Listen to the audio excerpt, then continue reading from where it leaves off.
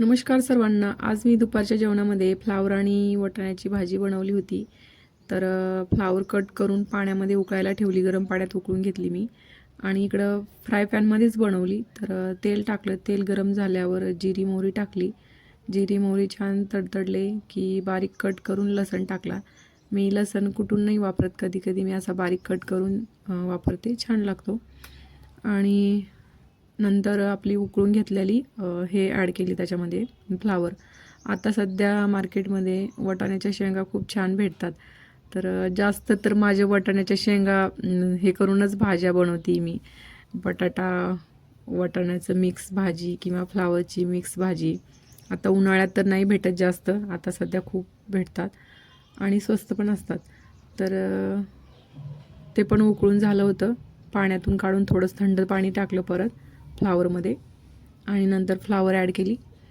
आपण गडबडीमध्ये मसाल्याची भाजी जर नाही बनवता, आपण शेंगदाण्याचा कूट जर बनवून ठेवलेला असला तर घाई गडबडीमध्ये डब्यासाठी ही भाजी करू शकतो किंवा दुपारच्या जेवणामध्ये छान लागते, साधी सिंपल. मसाले पण नाही वापरले मी जास्त. नंतर त्याच्यामध्ये 1 वाटी वाटाण्याचे शेंगा सोलून ठेवलेल्या होत्या, मटार ॲड केला आणि छान त्याला मीठ टाकून परतून घेतलं. जर का आपण मिठाची बनवली मुलाला पण, तर लहान मुलं पण खूप आवडीने खाता अशी भाजी जर बनवली तर टिफिनसाठी. हळद मीठ टाकून नुसती मी बनवत असते कधी कधी, तशी पण छान लागते. आणि नंतर त्याला मिक्स करून घेतलं मीठ टाकून घेतल्याच्यानंतर आणि त्याच्यात मसाले ॲड केले. मी साधे सिंपल मसाले टाकला, कांदा लसूण मसाला आणि थोडंसं काश्मीरी लाल तिखट टाकलं होतं. तर छान झाली ती भाजी. आणि काश्मीरी लाल तिखट टाकून घेतल्याच्यानंतर आणि मसाला टाकला थोडा.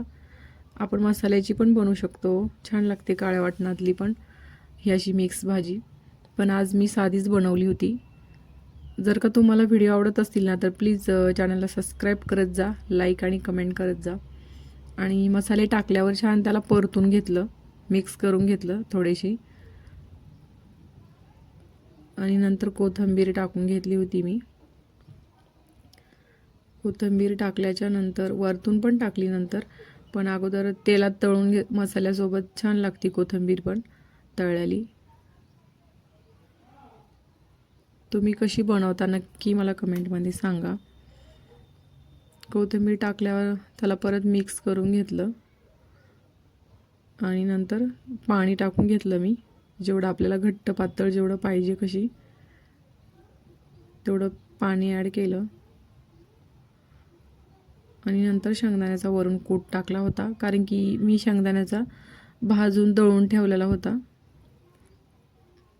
कच्चा तर कूट टाकला तर नाही छान लागत. भाजून शेंगदाणे दळून ठेवलेले असले तर आपण वरून पण टाकू शकतो. जर का कच्च्या शेंगदाण्याचा कूट असला तर मसाल्यासोबतच परतून घ्यायला पाहिजे, तेव्हा चव लागते. नाहीतर भाजीचा उग्गीर वास येतो, नाही छान लागत कच्च्या शेंगदाण्याचा कूट.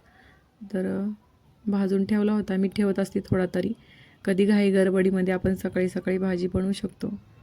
आणि याला उकळी आणून घेतली एक आणि आपली भाजी तयारी. नंतर वरून परत कोथिंबीर टाकली. तर प्लीज सर्वांनी लाईक आणि सबस्क्राईब करा चॅनलला. थँक्यू.